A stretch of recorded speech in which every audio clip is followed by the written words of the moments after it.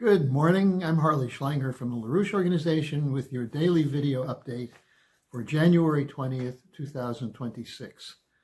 Today, the topic is going to be the spectacle of Davos, the fantasy world in which there's no alternative outside the box controlled by the City of London and its geopolitical doctrine. And the box itself is based on the control of the idea of what it means to be human.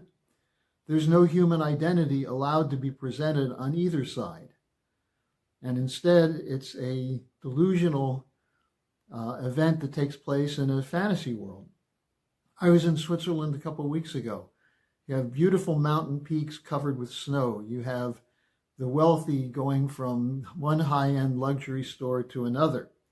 It's a perfect place for the annual World Economic Forum meeting, where there's no reality except that the oligarchy will continue to rule, and you have to choose between non-options. This year is titled A Spirit of Dialogue, and it opened yesterday. Now, the Davos describes itself as an impartial forum for dialogue.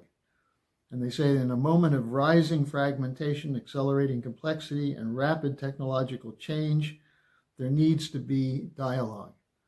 Well, where's the dialogue going to come from? The new director of Davos is Larry Fink, who in the Davos official propaganda is called Lawrence Fink. He's the CEO of BlackRock. And here's what Davos proclaims in its own propaganda. They say this year's annual meeting will continue the tradition of being transparent, informative, and widely accessible through a full digital media public experience, live streaming of sessions, 400 media representatives on site, and local community events.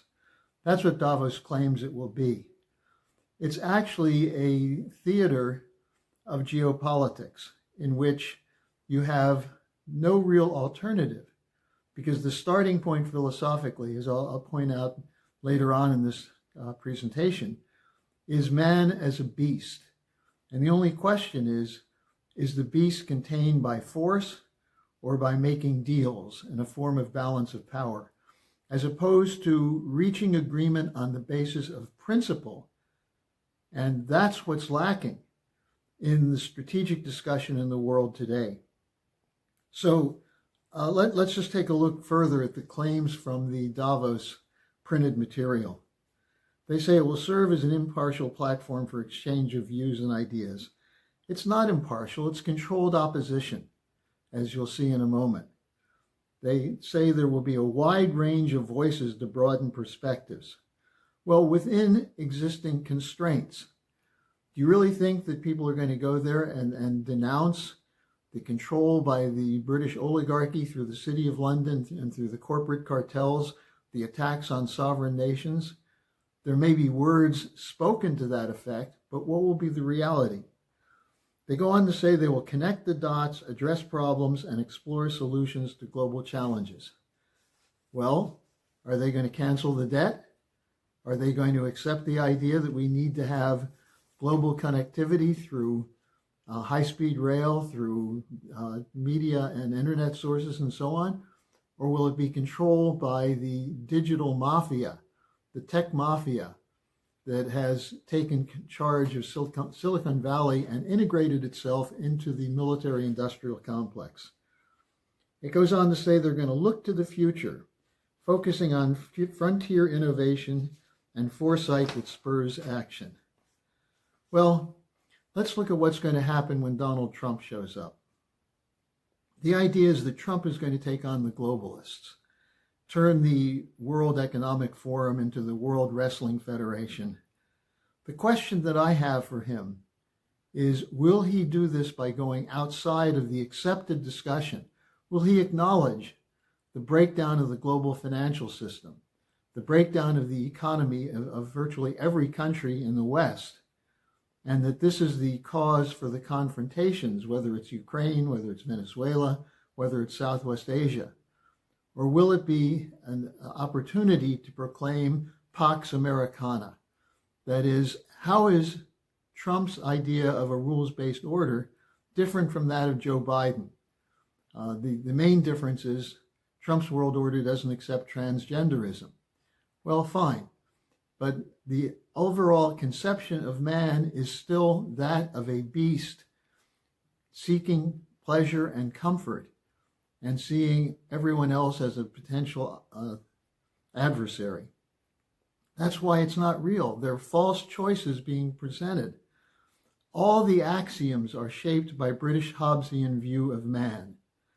And as through the lens of British geopolitics, City of London geopolitics. This was transmitted to the United States after World War II by the Bush, Harriman, Rockefeller, Dulles network as the neocons on the one side, and the British neoliberal policy from Keynes, Bertrand Russell, and Zbigniew Brzezinski on the other side. That's why Silicon Valley, the so-called tech sector, the so-called center of innovation, is now being integrated into the military-industrial complex. In terms of the US, in terms of phony choices, you now have Antifa versus ICE, the top-down power of the police state versus the anarchy of armed gangs that are allowed to roam the streets and will be the target of a top-down military insurrection act. Is that the option that we want? Now, the American system is not just a matter of bureaucratic choices. It's a mentality. It's a philosophy. The idea of American economic system of Hamilton came from a battle of 200 years in Europe against the oligarchical view of man. The Golden Renaissance of Cusa, of Leonardo, of Kepler, of Leibniz, which put forward the idea of man in the image of God as a creative being who can be creative based on the freedom to be creative, as opposed to a slave to their choices, a slave to their prejudices. Now, Lyndon LaRouche put this very bluntly, and my associate Jason Ross was kind enough to put this in the lead of our briefing today. I'm going to quote from a LaRouche speech at a Martin Luther King event in 2004 to identify what the problem is with the United States and the reason we tolerate the lack of a real philosophical alternative. Here's what LaRouche said. Our teaching, we don't teach that man is different than an animal. Look at our standard curriculum. What our education policies are now nationally are a crime. You don't know anything. You learn to pass a test. I will say it's gotten worse since 2004 when he gave this speech. He continued, we are no longer concerned. We don't believe as a nation. We don't believe in developing people. We've become like Rome, ancient Rome, a society of bread and circuses. Get your crumbs and be entertained.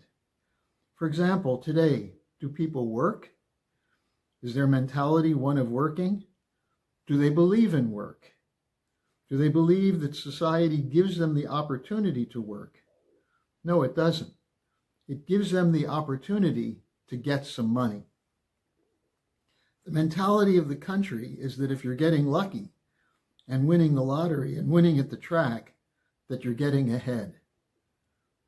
Even though your industry is collapsing, your farm is gone, the city government can no longer afford to take care of your essential needs, we've gone into becoming a gambling society.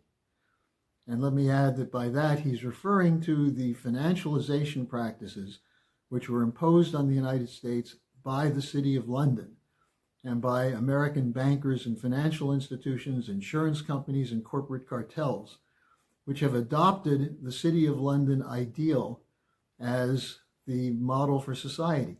Get rich, get your money, figure out how to save it, the hell with everything else. Now, LaRouche goes on after saying we've gone into becoming a gambling society. We rely on what? Mass entertainment. Isn't this something you really should be ashamed of? And he concluded this section of his speech by saying, we no longer regard human beings as human. We no longer understand what is human.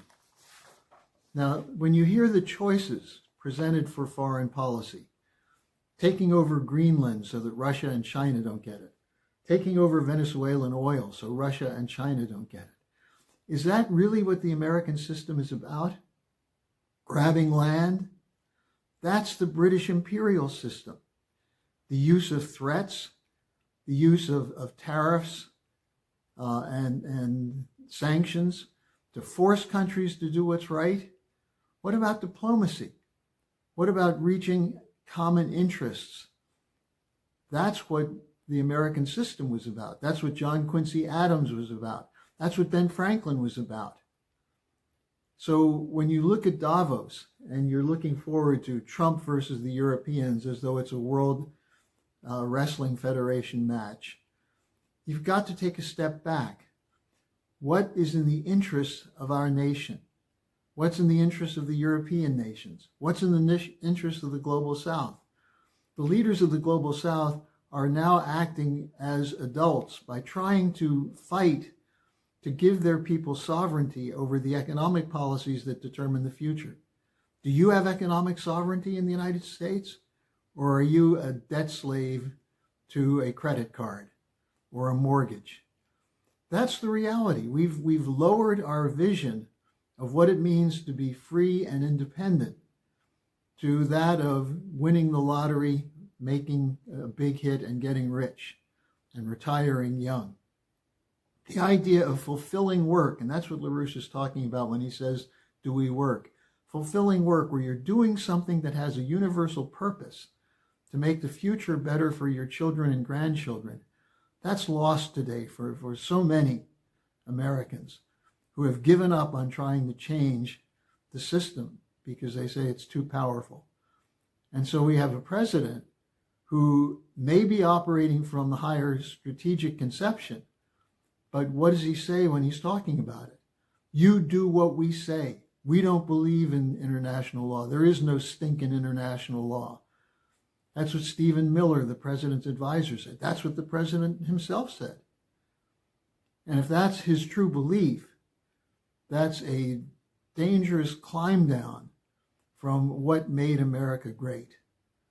So when you look at the Davos coverage, we'll be covering it this week.